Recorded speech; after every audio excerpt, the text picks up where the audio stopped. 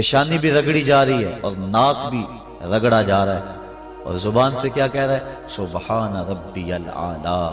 مولا دیکھ مجھ سے بڑے ذلت میں کے درجے میں کوئی نہیں ہے اور تجھ سے اعلیٰ کوئی نہیں ہے۔ اپنے عجز کا اعلان کر رہا ہے اور مالک کی الوہیت کا اعلان کر رہا ہے، لیکن جب سجدے سے سر اٹھایا پھر کہا اللہ اکبر۔ اس کا معنی اللہ سب سے بڑا ہے، یعنی سجدے میں پہنچ کر انتہائی ذلت امیز عبادت میں مبتلا ہو کر کہیں دل کے کسی گوشے میں یہ خیال نہ بیٹھ جائے کہ میں نے اس کی عبادت کا حق ادا کر دیا۔ کہا سر اٹھا تو کہے اللہ اکبر، مولا تو بہت بڑا ہے، تو اتنا بڑا ہے کہ میری عبادتیں تیری بڑائی کو خراج پیش نہیں کر سکتی، اس لیے میں سجدے میں جھک کے بھی کہہ رہا ہوں کہ تیری عبادتوں کا حق مجھ سے ادا نہیں ہو سکا۔ تو اتنا بالا ہے، اتنا بڑا ہے، اتنا عظیم المرتبت ہے کہ تیری عبادت کا حق ادا نہیں ہو سکتا۔ مصطفیٰ جان رحمت اللہ کی عبادت اتنی کثرت سے کی کہ حتیٰ تتورم قدماہ، یہاں تک کہ حضور کے دونوں پاؤں پہ سوجن آ جاتی، اور اللہ خود فرما رہا ہے محبوب ساری رات جاگا نہ کر، کبھی سو بھی تو لیا کر، لیکن اس کے باوجود کہتے ہیں ما عبدناک حق عبادتک، اے اللہ تیری عبادت کا جو حق تھا تیرے بندے سے ادا ہی نہیں ہو سکا۔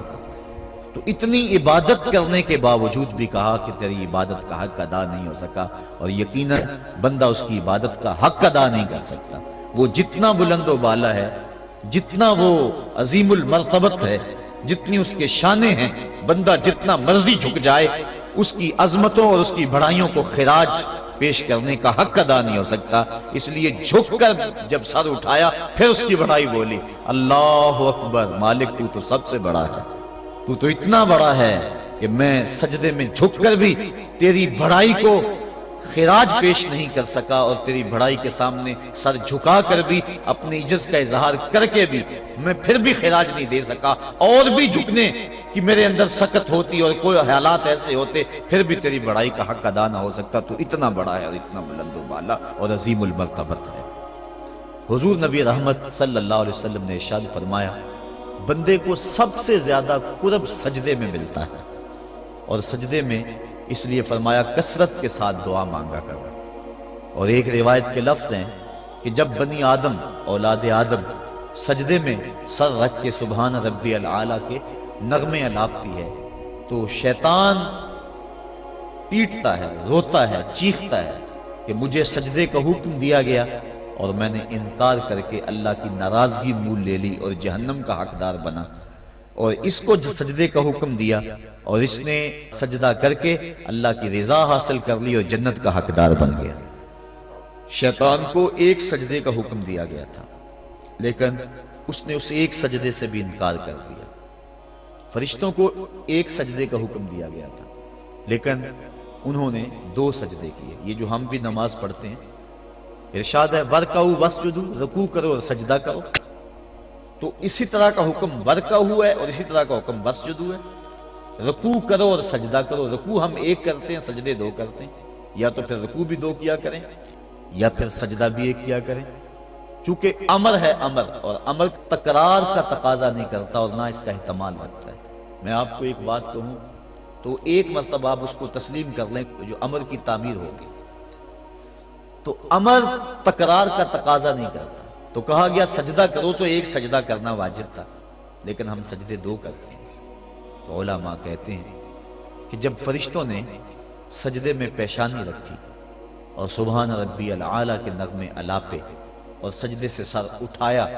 دیکھا کہ ایک اکڑا کھڑا ہے، پھر دوبارہ سجدے میں سر رکھ کے سبحان ربی العالی کہنا شروع کر دیا، میرے مالک تیرا شکر تو نے ہمیں سجدے کی توفیق عطا فرما دی۔ اس لیے سجدے 2 ہو گئے اور رکوع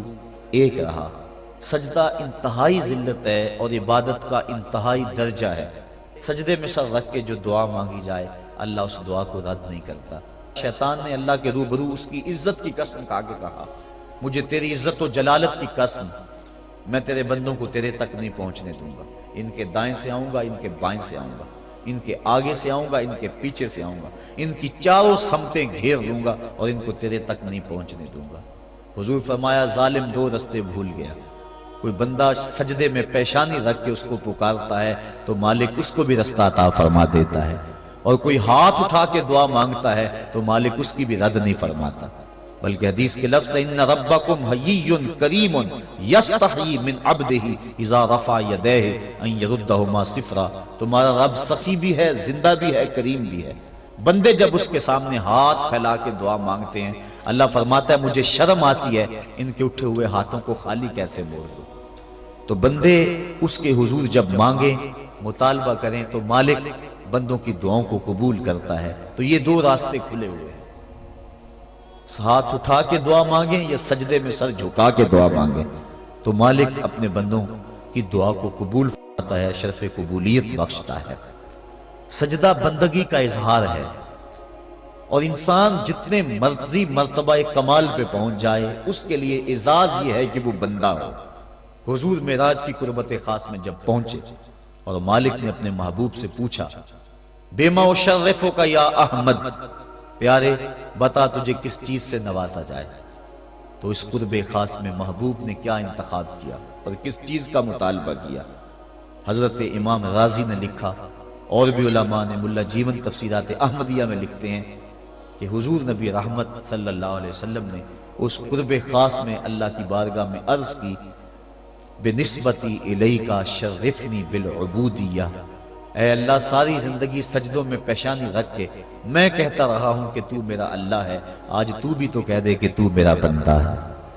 تو مجھے بندہ کہہ کے پکار دے۔ بندگی میں جو مزہ ہے بندے کے لیے اس سے بڑا اور کوئی اعزاز ہو ہی نہیں سکتا۔ حضرت غوث اعظم شیخ عبد القادر جیلانی رحمۃ اللہ تعالی علیہ فرماتے ہیں کہ ولایت میں سب سے کمال مرتبہ جو بندے کو نصیب ہوتا ہے وہ مقام بندگی ہے۔ بندگی وہ دولت ہے کہ جو بندے کو کائنات کی قوتوں کے سامنے سینہ سپر ہونے کی قوت دیتی۔ جب خدا کے سامنے بندہ جھک جاتا ہے تو پھر کسی اور کے آگے نہیں جھکتا۔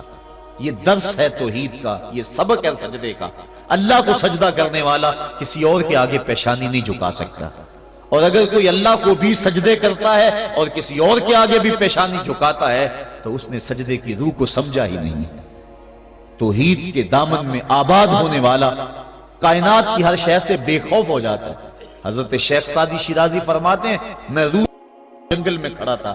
ایک آدمی شیر کے اوپر سوار ہوا، ہاتھ میں سانپ کا کوڑا پکڑا ہے، میرے پاس آ کے رک گیا، میں ڈر گیا، مجھے کہنے لگا سعدی ڈر گئے ہو؟ میں نے کہا بات ہی ڈرنے کی ہے۔ کہنے لگا سعدی تو خدا کا ہو جا، خدا کی خدائی تیری ہو جائے گی۔ اللہ کے حضور جھکنے والا دنیا کے سامنے کھڑا ہو جاتا ہے، اس کو یہ سجدہ کائنات کے سامنے درس قیام دیتا ہے۔ جنگل کا بادشاہ شیر ہوتا ہے، اور جو جانور کمزور بھی اس بادشاہ کے قرب میں رہتے ہیں وہ جنگل کے بڑے بڑے جانوروں کو بھی خاطر میں نہیں لاتے۔ کیوں؟ ان کے اپنی ذات میں تو اتنی قوت نہیں ہوتی، لیکن انہیں اس شے کا احساس ہوتا ہے کہ میں جس کی صحبت میں رہ رہا ہوں وہ اس جنگل کا بادشاہ ہے، اس کی قوت کا لوہا سارے مانتے ہیں، اور اس کے قرب میں رہنے والے، اس کی گود میں رہنے والے کسی اور کو خاطر میں نہیں لاتے، اور کسی کا خوف ان کے سینے میں پیدا نہیں ہوتا۔ تو جو مالک کو ماننے والے ہیں، توحید کے دامن میں پناہ لینے والے ہیں، لا خوف علیہم ولا ہم یحزنون، کائنات کی کسی شے سے نہیں